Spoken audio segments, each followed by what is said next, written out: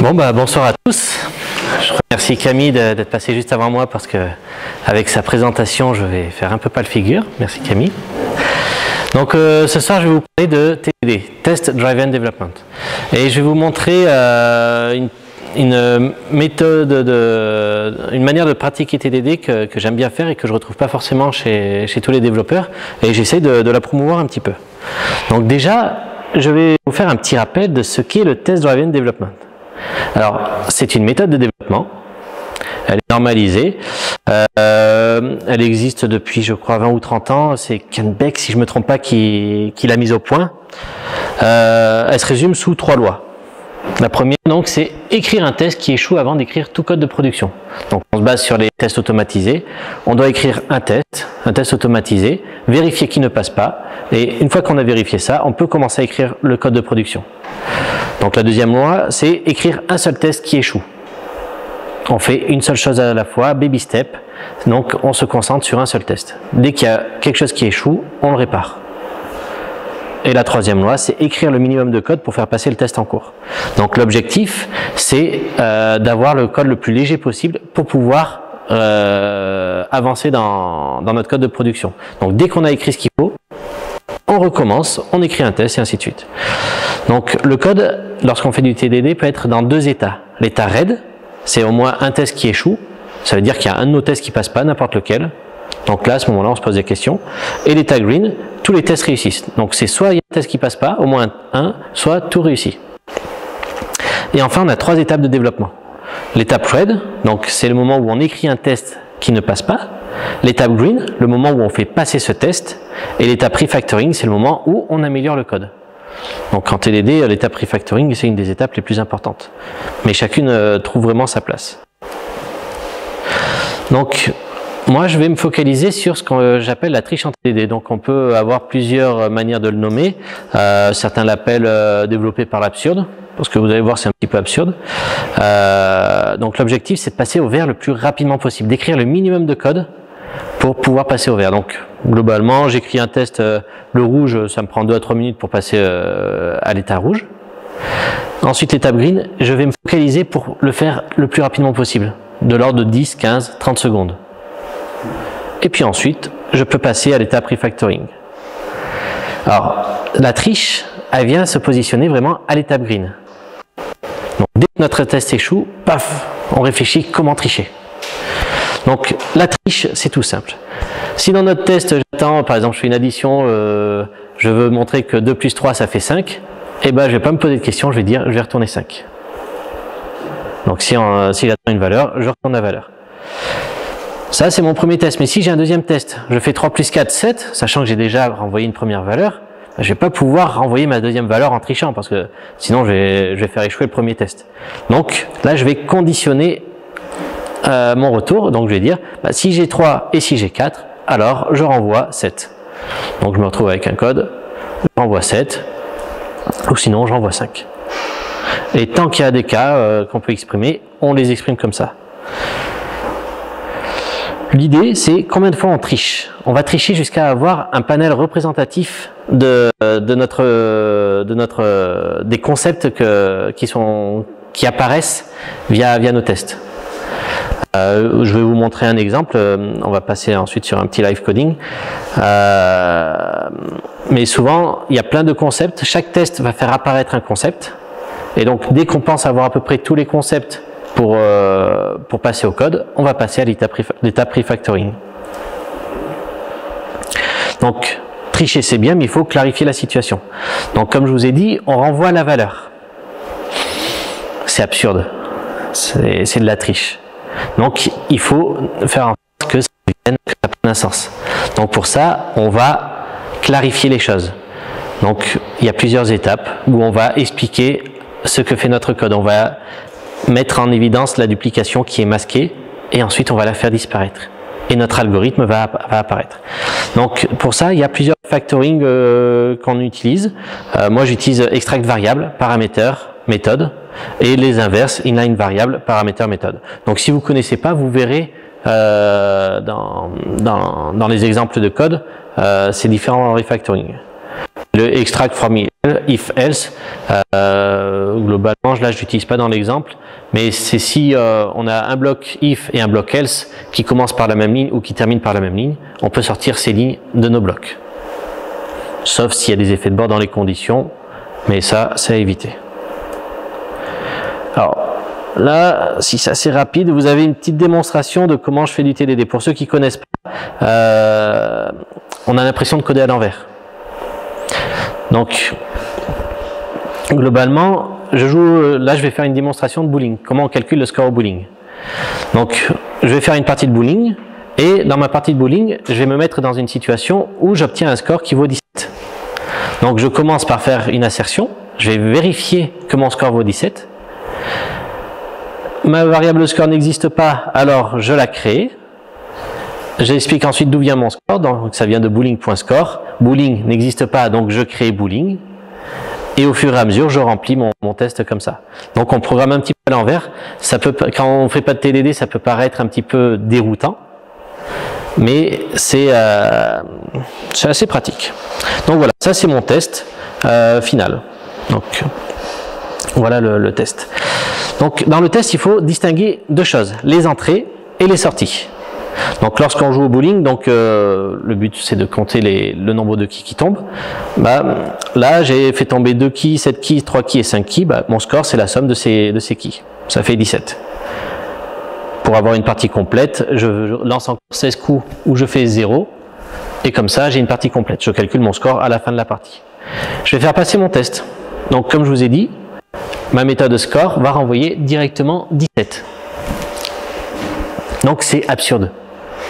Qui voudrait livrer un code où on renvoie directement 17 pour calculer le boolean? Personne. Mais c'est le point de départ de la triche. Là, à cet instant-là, on vient de tricher. Je vais me faire un deuxième test. On appelle ça un test de triangulation. Je rajoute donc une autre simulation de partie. Donc je garde toujours mon test A et je rajoute un test B. Donc là, j'ai des coups un petit peu différents. J'obtiens un score différent. Donc là, j'obtiens 10. Donc ça me fait un coup un peu différent. Et je vais tricher. Donc là, pour arriver à mettre en place ma triche, j'ai besoin de récupérer tous mes lancers. Donc déjà, ça me force à trouver le bon design de mon code. J'avais défini que j'avais une méthode roll qui permettait de saisir les lancers. Eh bien, j'étais obligé de l'implémenter. Et pour pouvoir avoir toutes mes entrées, eh bien, je dois tester un tableau. Donc, ça m'a forcé à créer une liste. Et ensuite, vu que ce sont seulement mes 4 premiers lancers qui sont vraiment intéressants, je me base sur les 4 lancers, je vérifie que j'ai bien 3, 2, 4, 1. Si on regarde bien, c'est 3, 2, 4, 1 que je retrouve ici. Et donc, je renvoie 10. Je n'ai pas besoin de conditionner A, puisque pour le moment, si je ne suis pas dans le cas B, je suis forcément dans le cas A. Et je fais pareil, le cas C, donc là, je vais mettre en place un spare. Un spare, c'est lorsqu'on fait 10 quilles en 2 coups, on rajoute un coup supplémentaire en bonus. 9, par exemple, c'est 3 plus 7 plus 4 plus 1. Donc ça fait 19. Je rajoute cette ligne avec le 19 et je fais mon strike. Un strike, c'est on rajoute 2 lancers supplémentaires en bonus au score et je rajoute mon strike. Donc là, j'ai assez de concepts pour pouvoir commencer à écrire mon code. Je vais faire des transformations. Donc la question maintenant, qu'est-ce que c'est que tous ces éléments? Ces valeurs. Là pour le moment, ce sont des magic numbers, des choses des nombres qui veulent rien dire. Et je vais essayer de comprendre ce que fait mon code. Là, pour le moment, ces valeurs encadrées, eh bien c'est quoi? Ça représente mon score. Donc je fais un extract variable. J'ai une valeur, je les extrais dans une variable. Déjà, je donne une petite explication. J'ai clarifié le concept. 10, en fait, ça représente un score. Et je vais continuer à clarifier. Qu'est-ce que c'est que ce 10? Je sais que c'est mon score, mais si je vais un peu plus dans le détail, qu'est-ce que c'est? Eh bien, c'est la somme de plusieurs nombres. 3, 2, 4, 1, donc, que je retrouve justement par pur hasard là-haut. 3, 7, 4, 4, 1, que je retrouve là-haut. 3, 7, 4, 1. Et ainsi de suite. Donc, je clarifie. Donc, une des contraintes, c'est de savoir comment on calcule un score au bowling. Si on ne sait pas calculer un score au bowling, on peut arrêter de coder puisqu'on ne saura pas résoudre l'exercice. Donc je vais essayer de clarifier un petit peu. Donc ce que je fais, je mets en ligne mon code. Donc chaque bloc if qu'on avait, je les ai mis en ligne. Donc on voit, en fait, au bowling, on a ce qu'on appelle des frames. Un frame, c'est 2 lancers. Donc une partie de bowling se passe en 10 frames. On appelle ça des carreaux en français. Donc de ce côté-là, la première, on voit qu'il n'y a pas de bonus. Il y a le score normal, simplement le nombre de quilles tombées. Ici, c'est le cas du spare. On voit que j'ai un bonus, je l'ai encadré en rouge. Ici, c'est le strike. Le score de la frame, c'est les 2 coups supplémentaires. Et ici, j'ai que des coups normaux. Donc, je vais clarifier ça. Donc, je vais de nouveau recommencer à faire un extract variable. Donc, le 3 plus 2 que j'avais dans le premier coup, je l'extrais dans une variable qui s'appelle score frame. Je le fais un peu partout. Et là où j'avais un bonus qui était encadré en rouge, j'ai extrait aussi un bonus 4 plus 1. Donc là, je constate déjà une chose, c'est que mes blocs de code commencent à se ressembler. Il y a encore de la disparité au niveau des nombres magiques, mais ça commence à se ressembler un petit peu partout. Donc mon objectif, ça va être de faire en sorte que ça se ressemble le plus possible pour que ça devienne générique. Donc, à la base, mon code est spécifique, mes tests sont spécifiques, et je vais écrire le code générique qui permet de les faire passer. Donc, on a vu que le bonus frame apparaissait que dans le strike et dans le spare. Je vais me dire, je vais le faire apparaître aussi dans les coups normaux. Et qu'est-ce que ça veut dire? C'est tout simplement, si j'ai pas de bonus, c'est un bonus qui vaut 0. Donc, mes coups normaux, ce sont des coups avec un bonus à 0. Donc, je fais apparaître cette notion avec le bonus frame égale 0. Donc là, je vois que à chaque fois, mon code, ça s'écrit score plus égal. Là, on le voit bien. Ça, c'était dans le cas d'Asper. Le bonus frame était déjà. Cette ligne de code commence à ressembler à cette ligne de code. Et je fais ça sur chacun de mes blocs. Donc, ici, j'ai stocké dans mes rolls toutes mes entrées, A, B, C, D. Donc, toutes mes entrées passent là-dedans. On va commencer à traduire les nombres magiques que l'on avait avec nos entrées, avec mes lancers que j'ai stockés dans un tableau. Donc, si je regarde à celui-là, j'avais 3 plus 2. Eh bien, 3 plus 2, à quoi ça correspond? Eh bien, ça correspond au premier lancer dans mon tableau et au deuxième lancer. Donc, thisRolls.get de 0 et plus thisRoll.get de 1. Donc, je clarifie. Je fais ça pour chacun des éléments. Là, je constate que j'ai le bonus du pair. Donc là, il faut que je sache que c'est le deuxième lancer. Je suis en TDD, donc j'ai des tests qui sont en place. Si jamais je mets 1 ici, je me rendrai compte tout de suite que ça plante, que ce n'est pas la bonne valeur. Pareil si je mets 0 ou si je mets 3. Parce que mes tests vont directement détecter les valeurs. Pourquoi? Parce que j'ai mis des valeurs vraiment différentes. Ici, j'attendais un 4. Donc si je mets quelque chose qui ne met pas un 4, si je le remplace par la mauvaise valeur, ça plante. Et donc je fais ça pour chacune des étapes. Bonus du strike, donc c'est 2 lancers. Et maintenant je continue à clarifier. Mon code commence à se ressembler de plus en plus. Mais j'ai encore ce 0, ce 1, ce 2, ce 3. Qu'est-ce que c'est? En fait, le 1, c'est 0 plus 1. Et le 3, c'est 2 plus 1. Je mets en évidence de la duplication. Le plus 1, ça indique que c'est mon deuxième lancer. Donc, je suis à l'indice 0, et je prends le premier lancer donc à l'indice 0, et le deuxième lancer à l'indice 0 plus 1. Si je suis sur le deuxième frame, je prends l'indice 2, et pour le deuxième lancer de mon deuxième frame, c'est plus 1. Et je traduis ça pour chacun des éléments. Dans le cas du bonus du spare, eh bien, mon bonus vient du deuxième lancer après mon premier lancer de mon frame. Et ainsi de suite. Idem pour le strike. Et donc là, maintenant, je vais pouvoir commencer à clarifier de nouveau ce 0, ce 1, ce 2.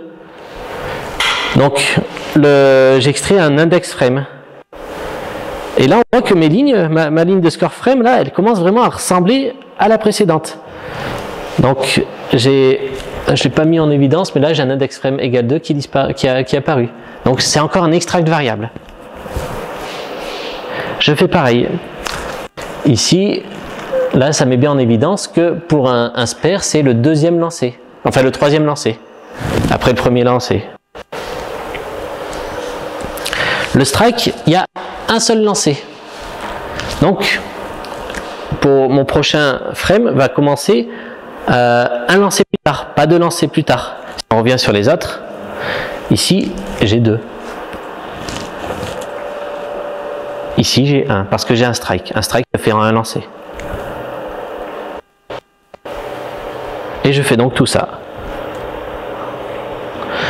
Alors, là, j'ai un petit peu clarifié rapidement.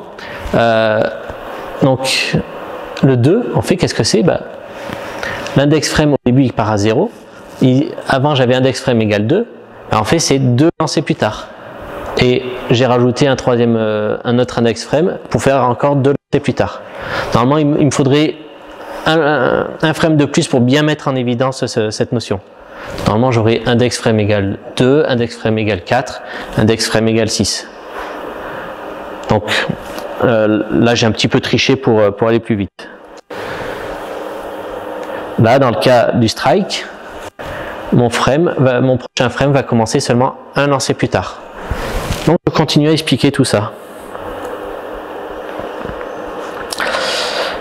Je vais maintenant extraire les concepts. Score frame, donc ça c'est une frame normale.